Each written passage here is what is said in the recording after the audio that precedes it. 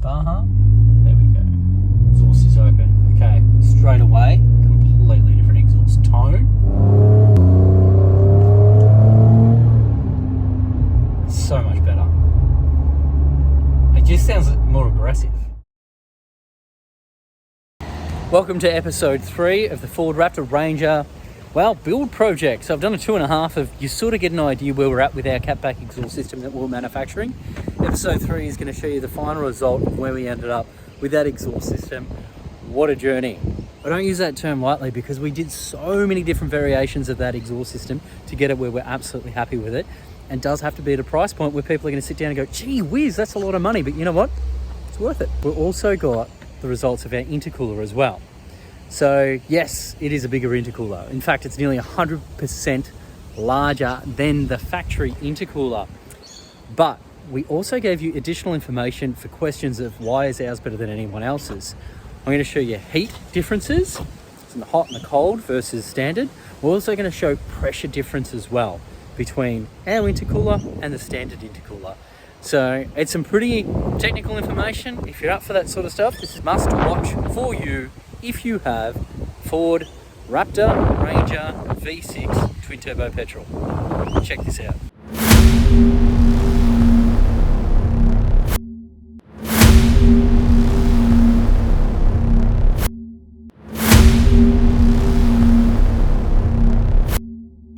We are doing some real testing on our intercooler for the Ford Ranger Raptor. There's the factory intercooler, just in case for those people at home who didn't know what it was. We're drilling and tapping that. We're going to measure the boost pressure drop, and we're also going to measure the temperature drop. So pressure and temperature. We're going to take that one off. Then we're putting on our prototype. We're going to measure the difference as well. We do this all the time for every intercooler that we bring out. But I thought, Raptor guys are going to love this. Need to film it. My mate Richo here is doing all the work. There's 2 brass ports either side of it. So you've got the side from the turbos and you've got the side that goes out to the engine. What we do is we measure the pressure on the turbo side, and then obviously as the air passes through the measure the pressure heads to the engine, and that gives us an idea if there's any pressure drop across the intercooler. So being a good, efficient and effective intercooler will have minimal pressure drop. So what we want to see, testing a factory one, comparing it to our Dynamotive intercooler, aftermarket intercooler, we want to see what the pressure drop is on the standard one, compare that to what is on it one. It looks like you're holding some funky stuff in your hand there aside from the cooler, bud. Yeah, that's it. All right, so the obviously another big factor of the intercooler is obviously to dissipate the heat. So what we've also got, a couple of thermal couplings. What they do, again, it'll go in the same spot as the as when we're measuring our pressure differential. It'll go before the intercooler and after the intercooler. That'll give us a temp reading of what's going into the intercooler. It'll also give us a temp reading of what the temperature is coming out of the intercooler. So that's a good, accurate way to measure exactly how efficient the intercooler is at dissipating the heat from the hot side to the cold side. Do this on this standard intercooler, then again with our Dynamotive intercooler, compare the differences. There you have it. So he's about to back it on the dyno, and yeah, we'll do some runs and show you some data. How good. After that, you can buy it. Yeah, you should do that. All right, Richo, I notice factory intercooler in. You got some vac lines here. And what we want to do is we want to measure how much pressure drop there is between the 2 end tanks. So we've got the 2 hoses connected. The black one is before, so the turbo side, which is map sensor 1. Blue hose is map sensor 2, and that's measuring the after pressure once the pressurized air has been through the cooler.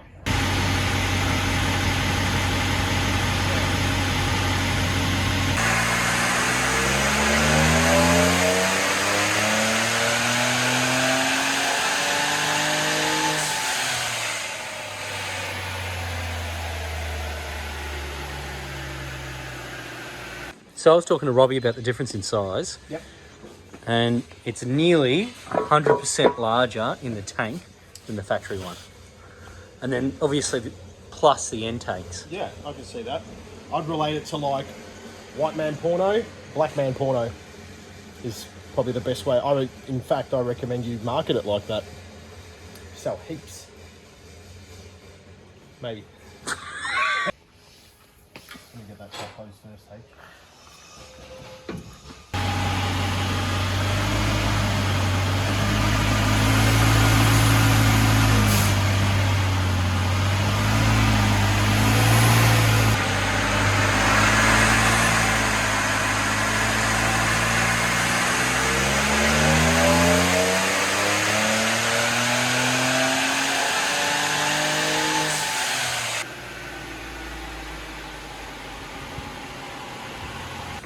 Robbie, Hello. you're just going over the data from our Raptor dyno figures there, and we're talking about pressure drops. Where are we The at? DM intercooler. Yeah. So if we just look at the pressure drops, look, the standard intercooler is really good as far as temperature drops. Sorry, pressure drops, not temperature. So you can see the standard cooler had sort of 1.3 psi to 1.8 psi. We're sort of 1 psi to 0.8. But again, it's a bit of a trick with pressure drop, because obviously if we have no pressure drop, that means we might as well, it's like having a straight pipe. So there's no restriction. So normally the internal finning and the cooling effect is going to give you a pressure drop. If we, it's pretty impossible to build an intercooler with zero pressure drop. If you have, basically all you've got is a straight bit of pipe with no internal fins or passages for the air to actually cool through. So I'm just walking down to the dyno cell to see the difference between the factory intercooler cooling and the Dynamotive one. The boys are just talking behind me right there because they've measured everything. So I don't want to interrupt them. I'm going to have a look and see what the data says. Pretty excited about this one.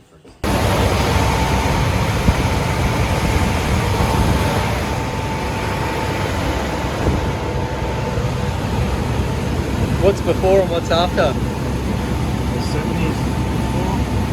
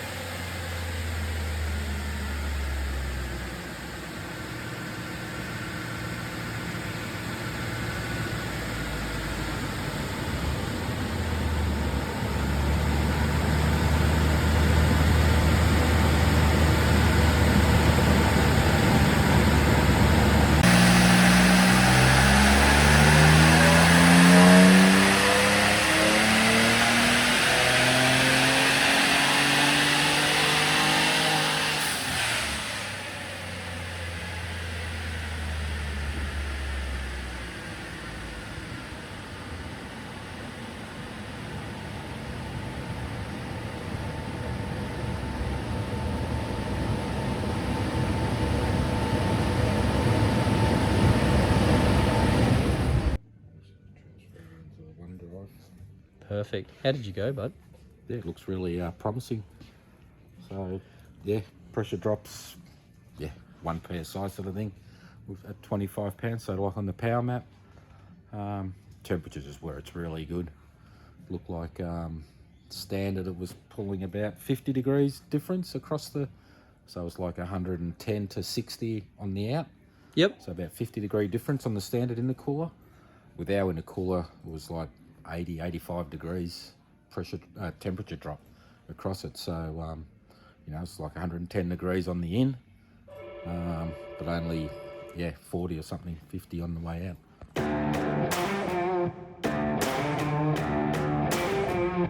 G'day guys, here it is with that Raptor exhaust system 3-inch dual. Sorry, Richo. He's Richo just behind me. He's actually wiring it in the bimodals because all your drive modes are still going to work. Now this is a final version of our exhaust system with our mufflers, with our center resonators in it as well. I'll flip the camera around so you can have a bit of a look. This is a very first production one that we've got. We're going to be testing this and putting it through its paces as well. So I'll show you some clips of that in a minute. But anyway, what do you reckon so far, Richo? Yeah, no, it's a good thing, mate. Good thing? Yeah, we'll throw in the dyno and give it a bit of a tune up, see where we're at with that as well. Excellent, I can't wait. So we'll put those results up. So this is a continuation of episode 2.5. We're on episode 3 now. This is the final exhaust system. It's going to be available soon for sale. So check it out.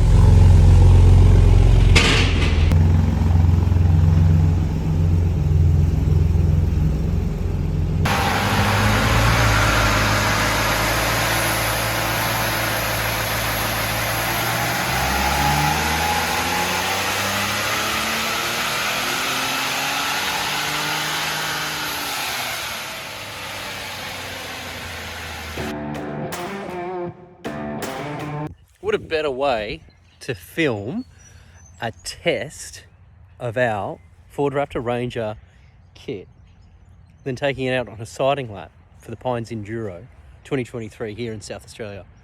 So we've got the Raptor. This has got the Stage 3 package set up on it, which still isn't on the internet. It's coming soon.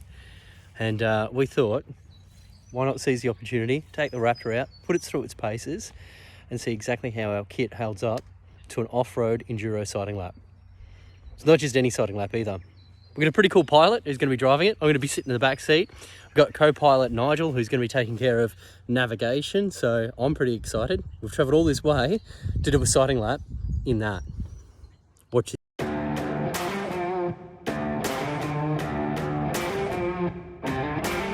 Oh. Hit the go button, it's fucking hot in here. Where is it? Where your key normally go? Oh, geez, order. I haven't driven one of those. Just introduce ourselves. Oh, Matt Hansen. We've got, obviously, we've already met Nige, and we're out to do a siding lap. I'm excited to hear the feedback from the guys in the front. This isn't really so much about me, it's about the opinion of Matt here and Nigel. Ready? Go.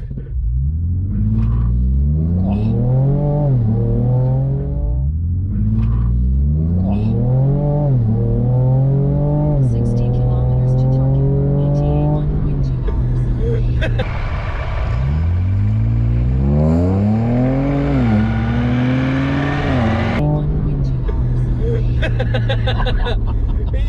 Oh god, you're gonna think it's got 5 blokes in it, a full tank of fuel. Right 2, then 400 Right meters. 2.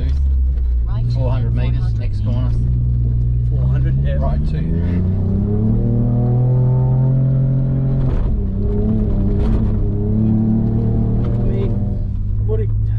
It's just, I knew this thing was good driving it on the road, but then you driving it out here and experiencing all these narrow corners in the wet, 4-wheel drive sliding and things, it feels so freaking capable. Yeah, and that's the thing, like 90% of the owners will never appreciate what this car can do. This event, to give some context, like This is a nice one. of a national event, this is the fastest average speed of any national. So this is a fast track. For me, it's intense, eh? Like, Oh, and you're going through pine forest, especially like it's not wet this weekend, but normally you're doing 200 km an hour through the pine forest, and you're just trying to keep it straight with the turn brake. It's pretty nuts. coming from the 2012 National Off-Road Australian Champion. There you go. So when people ask, do we test our exhaust systems, do we test our kits? The answer is 100% yes, we do. Before. I mean, the exhaust system's still on it, everything still works, all the functionality's still there, tune's still on it, absolutely no drama. With our Dynamotive full exhaust system on it. Let's hear the cold start, hey?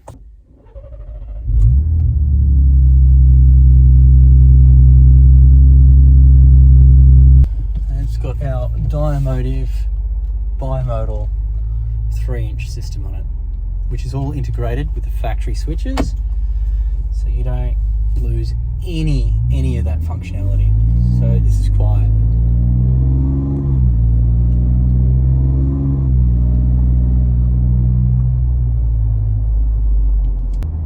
For quiet mode, I really like it because it does exactly that. It's really, quiet. It's still got personality behind it. It's certainly not like the factory exhaust system. I'll give it a little bit of curry and we'll just see what it sounds like.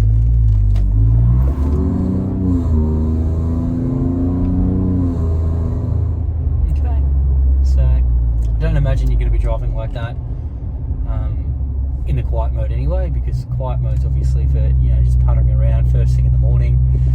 If you're in a neighbourhood or something like that, you don't want to show off. Everyday driving, you're trying to conserve fuel, you're going to be using light throttle, you're not going to be revving the guts out of it. And if you are, you're in the wrong mode. While I'm here, I'm going to put it in Baja. There we go. Exhaust is open. Okay, straight away, completely different exhaust tone. So much better. It just sounds more aggressive, deeper tone to it. But it gets rid of that high-pitched tinniness they have from factory when you're in that Baja mode.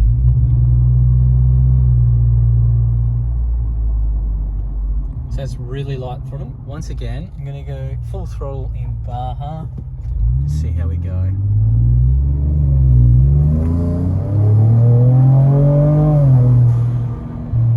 So I guess that gives you a bit of an idea, of what it sort of sounds like. It's so hard doing videos and then, trying to explain it. It's like, how do I say it sounds tough? How do I say it sounds good? It's got a really nice sort of raspy note to it.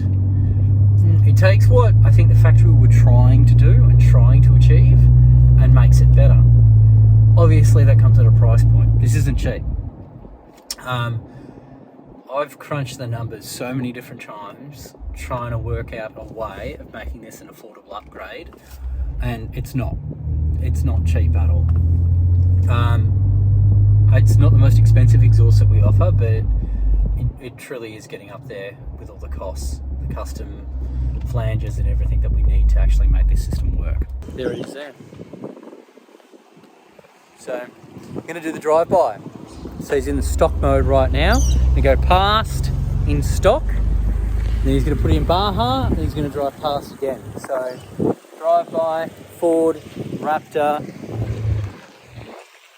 Here we go.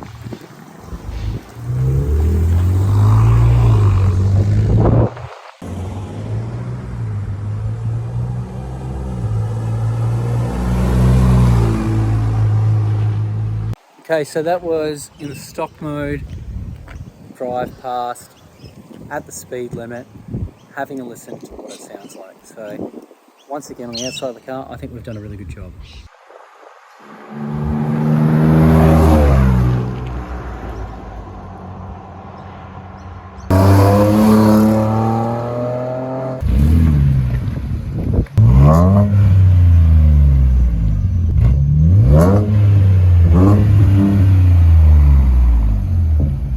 Put it on stocky.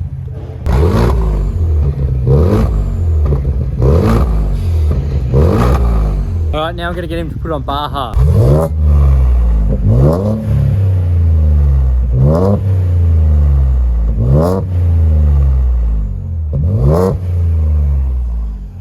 That's it, ladies and gentlemen. So, any questions, anything at all, track us down on social media. Fire away. You can ask questions on YouTube. I'm pretty shit at getting back to them though. But yeah, thanks for watching. Appreciate it.